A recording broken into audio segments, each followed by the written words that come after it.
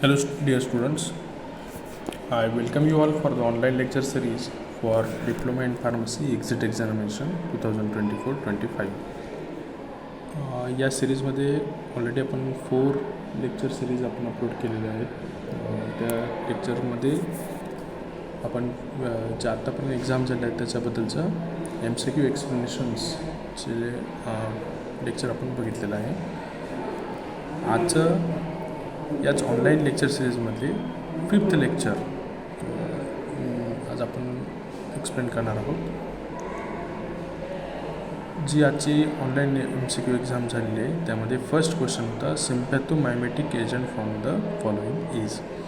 तर क्वेश्चन आहे की खाली दिलेल्या ऑप्शन्सपैकी कुठला ड्रग हा सिम्पॅथोमायमेटिक एजंट म्हणून यूज केला जातो. तर खाली दिलेल्या 4 ऑप्शन्स तुमच्याकडे 4 ऑप्शन्स होते. फर्स्ट ऑप्शन होता क्विनिडिन, कॅप्टोप्रिल, सेकंड ऑप्शन होता कॅप्टोप्रिल, थर्ड ऑप्शन होता निफिडेपिन आणि फोर्थ ऑप्शन आहे डोपामिन. तर या 4 ऑप्शन्सपैकी कुठला ड्रग हा सिम्पॅथोमायमेटिक एजंट म्हणून यूज केला जातो. तर त्याचा करेक्ट ऑप्शन असणार आहे डोपामिन. अदर तिन्ही दुसऱ्या कॅटेगरीचे ड्रग आहे. त्यामध्ये सेकंड क्वेश्चन होता cholinergic blocking agent from the following is. ते खाली दिलेल्या ऑप्शनपैकी असं कुठला आहे जो कोलिनर्जिक ब्लॉकिंग एजंट आहे. तर त्यामध्ये ऑप्शन्स होते ॲसिटाझोलामाइड, मेटफॉर्मिन आणि ॲट्रोपिन सल्फेट.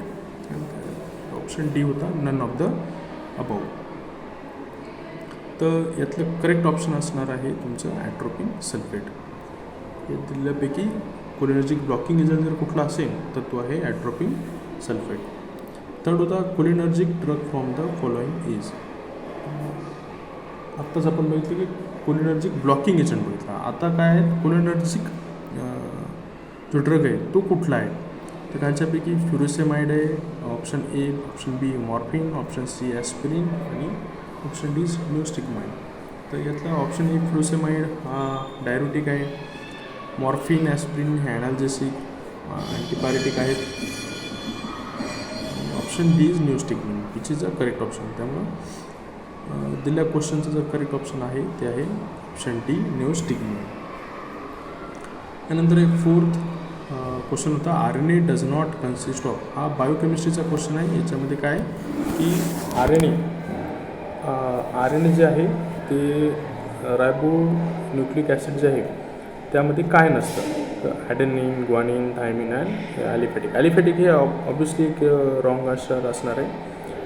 त्यापैकी RNAमध्ये काय नसतं हा क्वेश्चन आहे. Does not consist of. तर RNAमध्ये थायमिन हे जे नायट्रोजनस बेस आहे तो नसतो. बाकी ॲडनिन, ग्वानिन, सायटोसिल आणि युरियासिल असतं. तर थायमिन हे काय असतं DNA मध्ये असतं. तर याच्यामुळं RNA does not consist of thymine. तर त्यामुळे करेक्ट ऑप्शन आहे option C. Next DNA is. त्यामध्ये क्वेश्चन आजच्या MCQ एक्झाममध्ये होता 5th नंबरचा क्वेश्चन आहे DNA is. So DNA is first one is single standard. It is second option होता डबल स्टँडर्ड. थर्ड ऑप्शन होता टेट्रा स्टँडर्ड आणि फोर्थ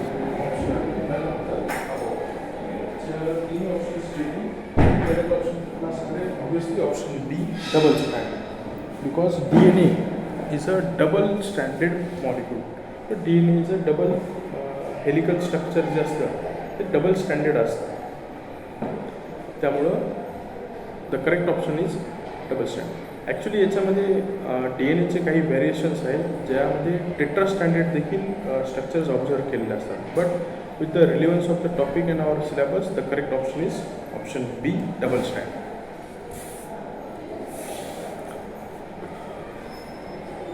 त्यानंतर 6th नंबरचा क्वेश्चन होता the combination of base and sugar is called. Here the base is for nitrogenous base and sugar जी आपली ribose sugar असते किंवा जी पेंटोज शुगर आहे ती. तर ज्यावेळेस बेस आणि शुगरचं कॉम्बिनेशन होतं त्याला आपण काय म्हणतो. तर इथं थोडंसं कन्फ्युजिंग वाटू शकतं. ऑप्शन आहे ए ॲडनिन, बी रायबोझोम, सी न्यूक्लिओटाईड आणि डी न्यूक्लिओसाईड. तर यामध्ये काय ॲडेनाईन जे आहे obviously it is a base. Base आणि शुगरला काय म्हणतो हे हा जर क्वेश्चन असेल तर obviously option is a wrong answer. Option B is ribosome. It is irrelevant because ribosome जर प्रेझेंट इन सेल तो it is a type of a cell organelle. तो एक प्रकारचा सेल ऑर्गनल आहे, त्यामुळे हे देखील ऑप्शन इरिलिव्हंट आहे. यानंतरचं option C is a nucleotide.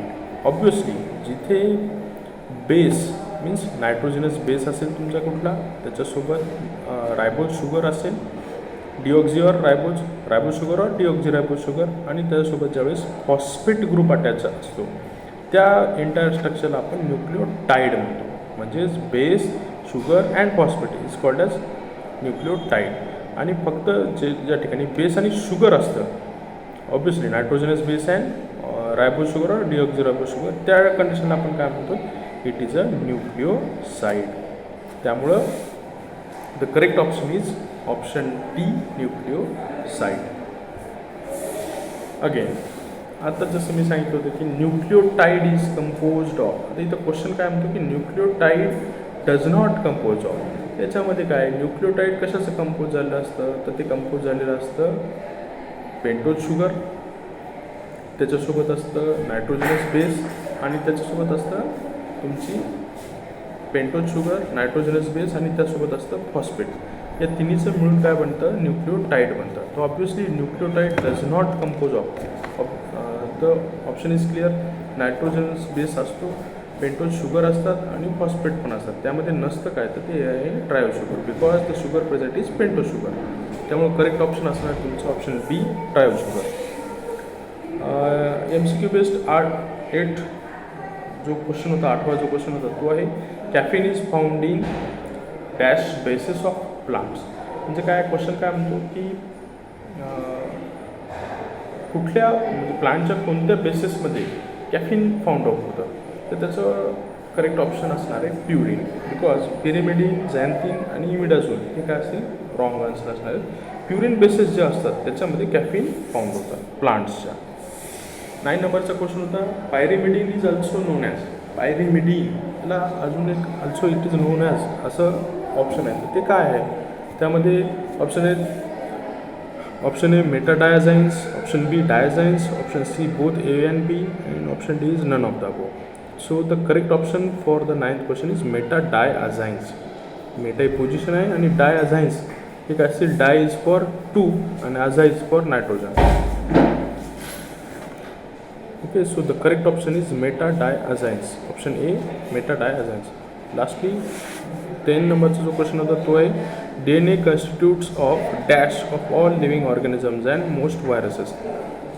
म्हणजे DNA काय करतं की DNA constitutes म्हणजे DNA फॉर्म करतं dash of all living organism and most viruses. म्हणजे जेवढे लिव्हिंग ऑर्गॅनिझम्स आहेत आणि व्हायरसेस आहेत त्याचं DNA काय करतं, काय बनवतं. तर ऑप्शन आहे chemicals, option B is acidic material, option C is basic material, option D is genetic material. The correct option is genetic material. Obviously option A chemicals is a wrong answer. Option B is acidic material, ते पण wrong answer असणार आहे. Option C basic material, ते पण wrong answer आहे. आणि the correct option is genetic material, D is a genetic material. तर DNA काय करतं, most of the all living ऑर्गॅनिझमचं आणि व्हायरसेसचं DNA कन्स्टिट्यूट करतं. DNA त्यांचं जेनेटिक मटेरियल कन्स्टिट्यूट करतं. त्यामुळं option D is a correct answer. Thank you.